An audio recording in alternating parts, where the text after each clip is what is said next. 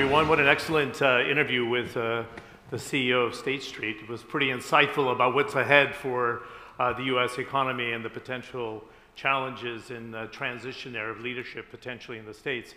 It's a delight to see you here, and I'm really happy to get a chance to spend 30 minutes on D33, which is Dubai 33, doubling the size of the economy within a time frame to 2033, and to make it a top 3 place to live in the world.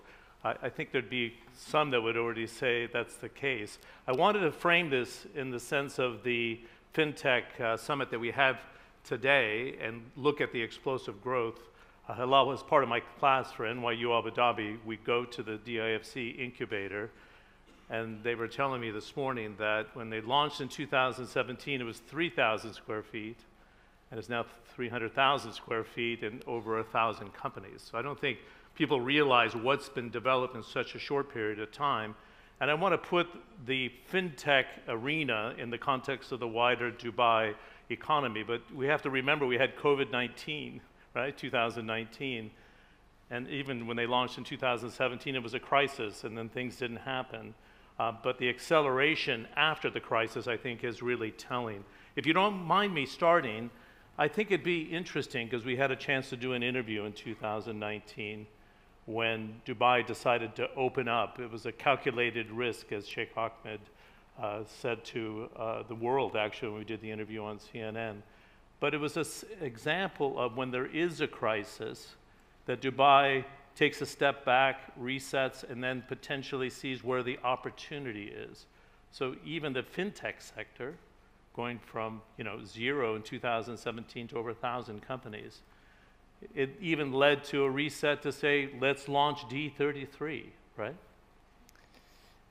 So I was trying to look for the question and all that, but first of all, good to be here. So the question is, even during a crisis, you're able to create opportunity. I think that's the spirit of D33, correct? Yeah, I think. Look, first of all, for those of you visiting Dubai, welcome, and for those of you here, good to see you all.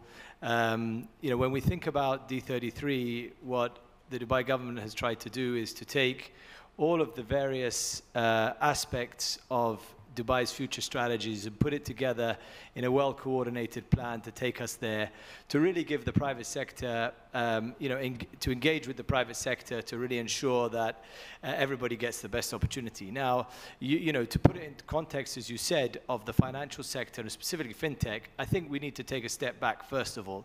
If we first take a step back and look at DIFC and DFSA, what they've managed to do over the period of time leading up to today, or leading up to, let's say, yesterday, is develop, one of the world's leading and the region's leading financial hubs in Dubai. And that's been done through setting up obviously a regulatory and governance ecosystem that's definitely second to none, but at the same time setting up, a financial center physically that, sit within the city of Dubai that people love working in. People forget the context of where it sits in the city, how close it is to all of the great, and we have a tourism event on at the same time, but how close it is to all of the great, places to live and tourists to visit and everything else. So in that context, and in the context of D33, we look at the financial sector as an enabling sector. And that enabling sector is critical in not only enabling many other sectors in the Emirate of Dubai, but it acts as a catalyst for the wider region. Today, if you look at the 1,000 FinTech companies that are sitting in DIFC, these companies are not serving Dubai only. These companies are serving a very wide region. And that region has grown over the years. Initially, there were companies serving the near region. Today, they're serving all over the world. And the discussions we've been having this week with companies here have been for global hubs. So as Dubai shifts from moving from, developing a new sector to becoming regional hub for that sector, and now looks towards becoming, the global hub, definitely when it comes to innovation in the financial sector, we're leading. And when it comes to things like, FinTech, which includes all of the layers of infrastructure for tokenization, includes all of the cross-border stuff, which the speaker spoke about earlier, and really enables the SME ecosystem, the unbanked to bank, every other thing that we see in the wider region. The demand is there. The other thing that I will note is, of course, we look at, what is Dubai doing well or what is DIFC doing well to create the enabling ecosystem, but it's also about the ecosystem itself. Today, fintech players in the wider region, they have much less competition than in developed markets. And they are also have much less legacy issues holding them back. So, you see them accelerating much faster. You see them getting to profitability much faster. And hopefully soon, we had the Capital Markets Summit last week, we'll be seeing fintechs coming to the capital markets as well here. Good. How do you balance the legacy of this hub built on 4 pillars: trade, transport, tourism, and this very important 4th pillar being financial services, and then welcome the innovation for the next generation of growth? You don't want to throw out the old to bring in the new. There's a lot of activity going on here. Strategically, as the DG of economy and tourism, how do you balance them out? Well, first of all, like many economies, we do have these traditional sectors. We have manufacturing as well. And these traditional sectors, the first element, if you like, of D33 is we've really looked at these sectors and we've spent time with the private sector within these sectors. And what we've seen is digitalization and modernization is taking place across. And that is, one, it's technology related. 2, it's green economy related. So, for example, in manufacturing, we have the new rules that came out on solar to make sure we can decarbonize. You also have talent as well. So, if you think about where Dubai is today in the financial sector, like the first question we talked about, it's not saying that the financial sector is no longer important. It's doubling down. We're saying these core sectors are drivers for growth. The modernization of these sectors and the ability to leapfrog, if you like, technologies, straight to what is the most advanced today. There is also a convergence because, if you think about logistics, you think about fintech, and you think about trade finance, there's a lot of convergence happening across sectors, and if you look at the new sectors today that are emerging. If you take life sciences, obviously life sciences logistics needs are very different to fashion retailers in Europe or anything else. Now, Dubai, through COVID, through other things, has had an amazing, quick, if you like, experience in being able to, deliver world-class logistics services to the life sciences sector. It's just one small example, but they come together, right? Yeah, the entities came together here. We all saw in COVID, Emirates Airlines, great ability to work with DP World and deliver vaccines all over the world. These type of things then start to build you a track record in those areas. The other things, as you mentioned, obviously, CNN and other multinationals, a lot of them have been here for a long time.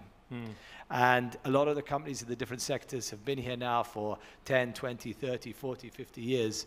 And that track record, has definitely built a degree of trust. That trust has built momentum or built confidence, and the confidence has built momentum. But this really has now driven those entities to innovate. They're putting technology hubs here. They're putting innovation hubs, R&D, and where we're very good and where Dubai excels is speed to market. Maybe you're not seeing as many, historic research universities, but taking that research and commercializing it, ensuring flexibility with the regulators, to listen, to work closely with the private sector, to enable new technologies to thrive. I think that's really where we see it going. And we in the fintech sector, we could give the example also of the virtual asset regulator. We work closely with obviously the leadership of DFC and others to set up, an independent virtual asset regulator to look at a very niche, space that we saw a lot of interest in the infrastructure that it builds for transactions. And, that was done in record time, and we see the industry thriving here. Well-regulated, safe, and that's the type of approach, we need to take in each new sector. It's extraordinary. The FDI in the financial sector Q1 was up $22 billion. It was a jump of 35% year over year, which is extraordinary. I mean, if you compared that to a developed market and said my FDI went up 35% in the sector, they would be really pleased. His Highness Sheikh Hamdan bin Mohammed rolled out the artificial intelligence framework strategy. I think strategically there's a phenomenal opportunity for the UAE, sitting very neutral politically and at the crossroads of East and West economically. How does that lend support to be an honest broker in AI and foster the growth of fintech and other industries, as you say, as industries look to layer AI into their operations? Look, I think if we start off where you started, which is the FDI, on the FDI side, I think, we're doing very well. Leaders in many aspects, depending on what you look at it. It's a function of the having obviously a very strong rule of law here, people having a lot of confidence in putting money here. It's also a function maybe of some of the geopolitics you mentioned, that people are thinking, well, how many places do I feel comfortable putting money in the world today? When it comes to AI, I think the first thing is, what is the approach we are taking? Today in Dubai, we embrace new technologies. We see AI as a great opportunity for us. If you go back 10 years and you thought about things like technology hubs, you would need 10,000 engineers. You need all the base programmers. Today it's different because with AI and with the advancement, you need what people term as high-value engineers. You need the talent. You need to have, and that gives Dubai a competitive advantage, because Dubai is a place that really focuses on that talent, attracts that talent, and keeps that talent. So so many companies have decided to put their AI hubs here, data science, other leading sort of areas within technology. I refer back to what I said earlier about AI. It is cutting across every industry. We're seeing it today. We're seeing it across manufacturing, fintech, as you said, financial services in general, insurance in a big way. We're seeing it across the tourism sector. We're seeing it really enabling, service delivery. And I think the ability of, and the government itself, one of the things in the announcement is every government entity has to have a chief AI officer. And that AI officer, by the way, you can't just rebrand someone. They have to actually be an AI officer, and they have to get interviewed and checked. So it's done properly. With that sort of mindset and outlook, it really is seriously asking the question is, how will things be run different tomorrow? How can we use and embrace this technology to get 10 years ahead, which is really what we look at. And so far it's been an extremely positive experience working on this file, with colleagues from other government entities. One of many files on your desk. A few files, or on your computer. But the thing is, with this one, you're always pleasantly surprised every 3 months with how quickly it's advancing. Yeah. And a thought you had 3 months ago that you thought may be plausible in 2 years, you're suddenly surprised that it's plausible today, which I think is at Dubai speed. Okay. And that's where we feel this is definitely one of the highest priority areas. Are you trying to tell me it's going to be D30 instead of D33? Don't get me in trouble with KPIs. Can you share, if you don't mind, what happens during a crisis? What's the mindset? We did that interview when you made that decision with the leadership to reopen to tourism at the time, and people thought it was crazy. But can you share for an audience, there were 118 different countries represented here, Your Excellency, so it's sizable. What Dubai Inc. does, though, it's almost like a SWAT team from what I can see. You regroup, scan, and then reset and move. And does that apply to the opportunity of fintech, the opportunity of AI? Because you're moving at a very fast pace on a number of different fronts. But crisis doesn't scare the economy or the leadership.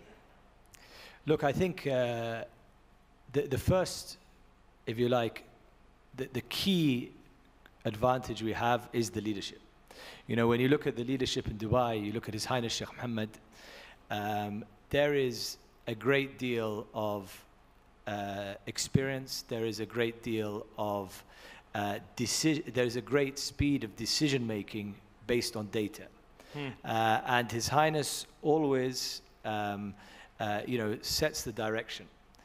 In COVID, where we spoke last time, it was very clear, because none of us, honestly, on a working level, knew what was going on, because the information coming out from the world was not clear.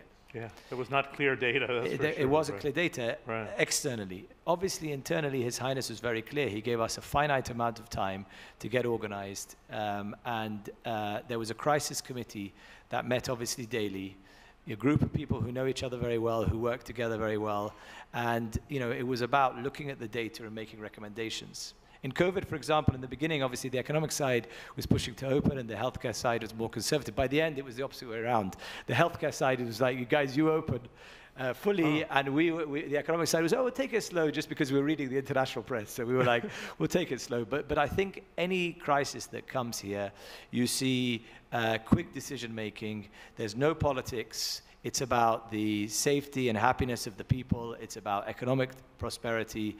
And where there are people working together in harmony, where there is good data. Dubai is a very digital city. The hard and soft infrastructure is very advanced. So it enables decision making. With the Executive Council led by the Crown Prince, we're able to get very fast decisions, so we don't have to wait.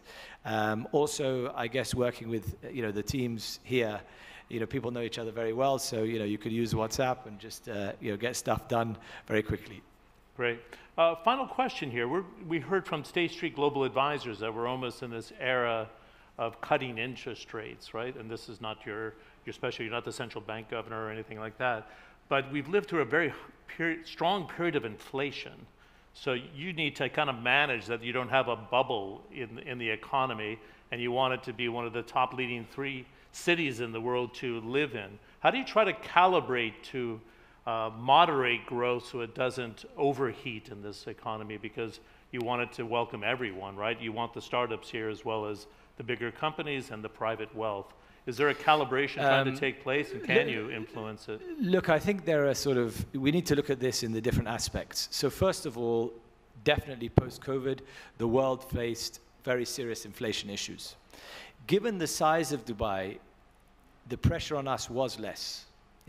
It's easier or more manageable in an economy that's slightly smaller. Obviously, we're dealing with a US economy, which the previous speaker was talking about, is very large. Sure. So, there was all this news about the price of eggs going up, and here, if you tell DP World or Emirates Sky Cargo, make sure we have enough eggs in the city so the price doesn't go up, it happens, right? Because obviously this is a small advantage. It's a small, right? but we're the center point for logistics, for things like food, for other things, so it's an advantage. The second thing is that we've all lived in high interest rates previously. And, I guess we hadn't forgotten that here. And the central bank's policies have been very conservative and the bank's very robust. So we've not had any real over leverage, which has caused problems for the private sector and other things due to the interest rate. So that's very clear. The third thing is that the medium term, which you're talking about, managing high growth over the medium term, is about demand and supply. And if you look at even DIFC, you look at they have phase 2. It's all being managed, very carefully, well timed.